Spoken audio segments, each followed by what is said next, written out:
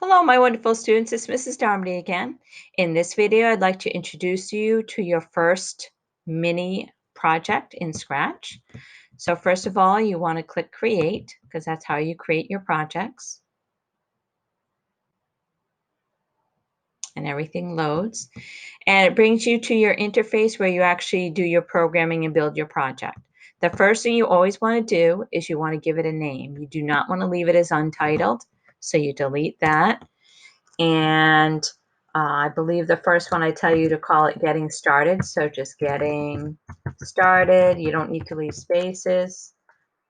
Underscore and then your Scratch username. Underscore is the underline symbol, which is just to the left of the plus sign. You hold down the Shift and then press that.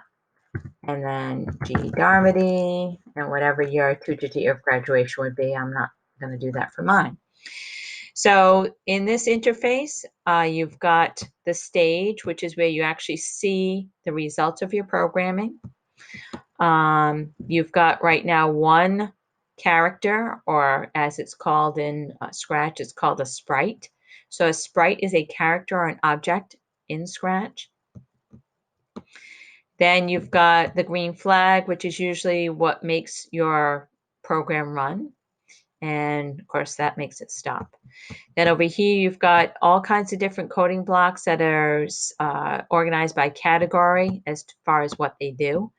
So you've got your motion blocks. So that's taking steps, rotating, moving to particular XY coordinates, gliding, so on and so forth. Then you've got looks, which mean that you're changing the way your character or object looks. Either it has a different costume, which could be a different pose or a different appearance, or you have speech or thought bubbles, switching costumes. He's got costumes, which you can click on here and see what they are. His first costume, as it's called, it's not like a Halloween costume, but looks like he's walking. His second costume, he looks like he's running. So if you switch his costume from one to the other, it could look like he's running. Then you've got your sound, which you can play a sound, start a sound, stop a sound, so on and so forth.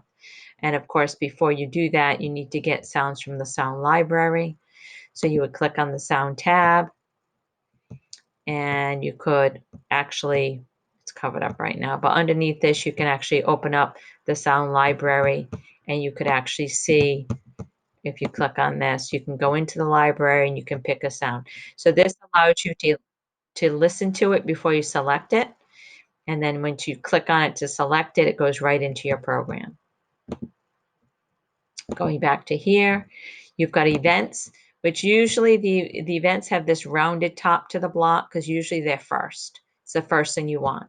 When the green flag is clicked, you want a bunch of things to happen. When a space is clicked or some other type of button, you want something to happen when the sprite itself is clicked on, when a background switches, so on and so forth.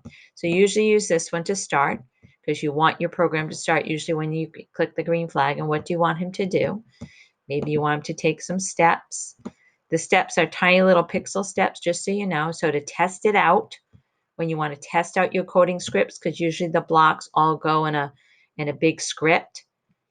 So they all go in the order of the actions.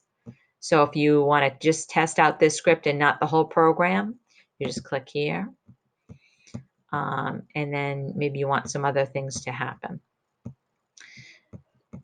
And as far as the actual, you can add more sprites by clicking here and going to the library.